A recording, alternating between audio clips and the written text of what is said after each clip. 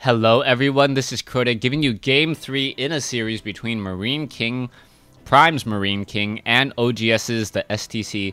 Game 3 taking place on Tal'Darim Altar LE. I guess the LE version is the Battle.net version. There are destructible rocks at the third base, a full set of 8 mineral patches, and 2 Vespene geysers.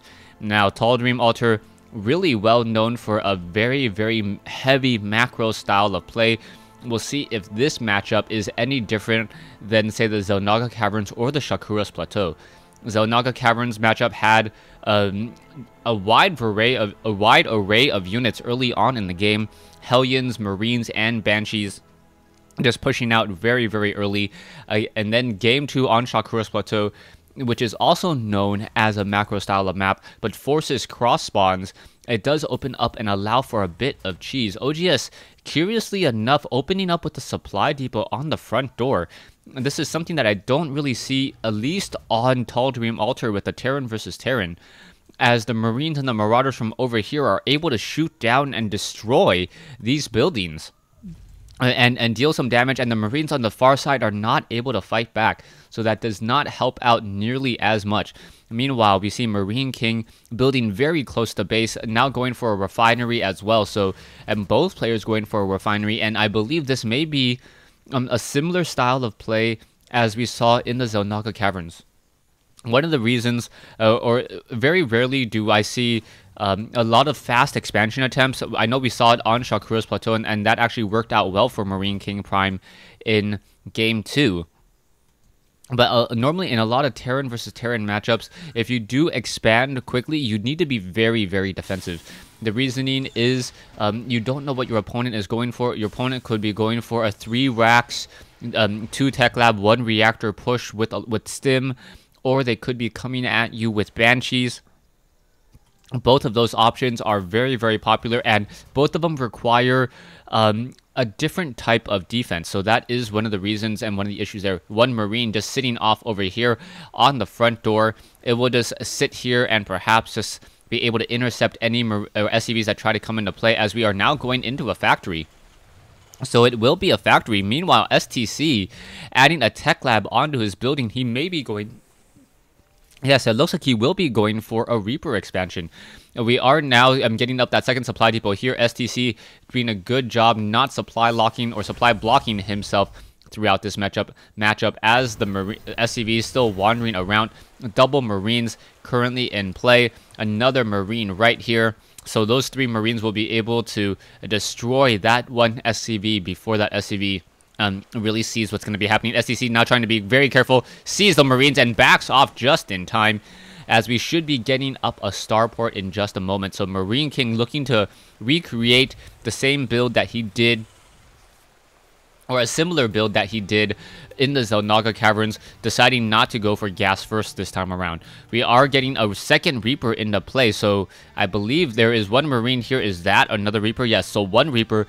STC may be trying to go into a triple Reaper push. The reason why triple Reaper pushes work out so well is that the triple Reaper is able to one-shot an SCV. And when you're able to one-shot an SCV and essentially take down an SCV almost every second, then even a 5-second, even having 5 seconds of those Reapers inside your base equals to a very far, or a lot of damage dealt to the economy with 5 workers gone. We are now researching Cloak, and now Marine doesn't quite yet have enough gas to train up, to train up that Banshee just quite yet. There you go, now getting that Banshee, as we now has an SCV over here, and now double Reapers to try to make their way out. Those Reapers, and being very careful to stay close together. And now an SCV going to try to come in through that front door. The Reapers coming along the backside, and then the Marines don't yet see these Reapers come in, and now they finally come in, trying to get some damage there, and unable to shoot down, as the Reapers are now just running around. Down goes one of those Reapers. A second Reaper is going to get shot down as well. This Reaper has to be very careful, as it may not be able to escape away. No, unable to do so. The Marines with that decent range, able to get that final shot in the back. So MarineKing just absolutely owning those small amount of Reapers rather quickly, as now a Banshee already making its way out. The Banshee will have Cloak by the time it gets to the far side, and a command center is being built already rallying the SCVs over here. We are getting an engineering bay, but will it be up in time? That is the key question. Now, we are also getting a reactor as well, so trying to train up a Raven, but he needs to do a supply drop. oGs is in a bit of trouble. He does not have a supply depot being built, but he does have a command center, so that should definitely help. He needs about another 5 seconds or so in order to build that up there. And the Viking hunting and looking for that Banshee, however, hunting in the wrong location. And there you go. You can see the Banshee now already flying in. The missile turret about halfway done. Now going after some of those units there, trying to take down that SCV. SCV is taken down, and now there is a Viking nearby, and that Banshee days are numbered. Oh, running back in. Is there enough energy? There is enough energy, but he doesn't want to actually burn the scanner sweep. There he goes. Finally takes it down and able to finish off that one cloaked Banshee. MarineKing does not... Oh, he does have one more Banshee in play. But, yeah, it looks like it's staying close to the mineral line, making sure to fight off against any attacks there. We can see MarineKing sitting on a 64 to 67 compared to 44 over 46. A second orbital command is already up and running. More supply depots need to be added. STC is in a bit of trouble. He is behind in terms of food, so his army is significantly smaller. So he needs to really rally up, macro up off of these two bases, off of this economic advantage that he has. Meanwhile, we can see MarineKing moving out with a very large army of one Banshee. Wow, 22 Marines and 2 siege tanks. More siege tanks and Marines still to be added. There is an SCV in the middle of the field. That SCV will spot at least this Banshee coming in. And as soon as he spots the Banshee, STC has to be perhaps a little bit careful, trying to reactivate the Zelnaga Watchtower. Will he see it? Does he see the Marines? Yes, he does see the Marines. And he knows that an attack is coming in. The Vikings now trying to come in. And oh, in comes the Marines now trying to come back around. We are going to get siege tanks in siege mode. That will definitely help. The siege tanks of MarineKing Prime also in siege mode. The Raven does have enough to drop perhaps some point defense drones. Oh, and there you go. There's the siege tank. Banshee quickly going to get destroyed there. And now, without any air support, MarineKing Prime needs to run home. So yeah, without that one air unit, he is not going to be able to get any true damage. He needs to retrain up that Banshee. The Banshee, oh, this one siege tank moving a little bit too close, and MarineKing getting sloppy with that siege tank.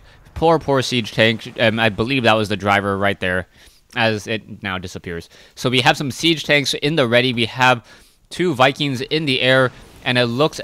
Are we going to have... No, going back into tank mode, and oGs trying to make his way out with these units. Marine over here now battling out. The Marines are going to... No, they're not going to push in. Very smart. Pushing in would just be simple suicide right now, as now MarineKing, speaking of suicide attempts, trying to come in. Marines battling it out. There is some auto turrets here as well. There is anti-air Viking able to shoot down the Banshee. Both sides battling it out, and now Marines just shooting their way up. Will they be able to finish it? There are a lot of Marines here. There are still a lot of Marines left. The production tab shows still more units being trained. No more auto turrets. Jump inside the bunker, you stupid Marines. No, not gonna do that at all. There you go. Finally getting inside the bunker. And that medevac, as the siege tank still getting some reinforcements in, trying to repair that siege tank, unable to do so. SCV is now coming over to repair, and now perhaps the Viking is going to land in ground mode. The Marines jumping in once more, and it looks like oGs should be able to respond to this pretty quickly. Are we going to get a scanner sweep? We should be getting a scanner sweep. There you go. The Marines getting some damage onto that Banshee. The Banshee now being forced to fly away. That missile turret will complete in time as the siege tank now tries to come in, blasting away both sides. The siege tank out of siege mode may win this battle. No, the Marines now coming back around, and that siege tank with 1 hit point staying alive. So now the Banshee looked like it wanted to take down the siege tank, unable to get that round of backlash rockets into play. And I think oGs is in a very, very safe position now. 39 40 harvesters compared to 12. Are we going to get another suicide run? I'm not 100% sure. More Marines are coming in as well. Another Banshee coming into play. So this is tank Marine Banshee. And there's the GG by MarineKing Prime. MarineKing knowing that he cannot win in this economic war. He did a very good job of just putting in a lot of pressure. And for a moment, I thought that he could possibly have taken it. but no. So we are going to have a Game 4 in this series between MarineKing Prime and oGs's The STC. Thanks for watching. Thanks for listening.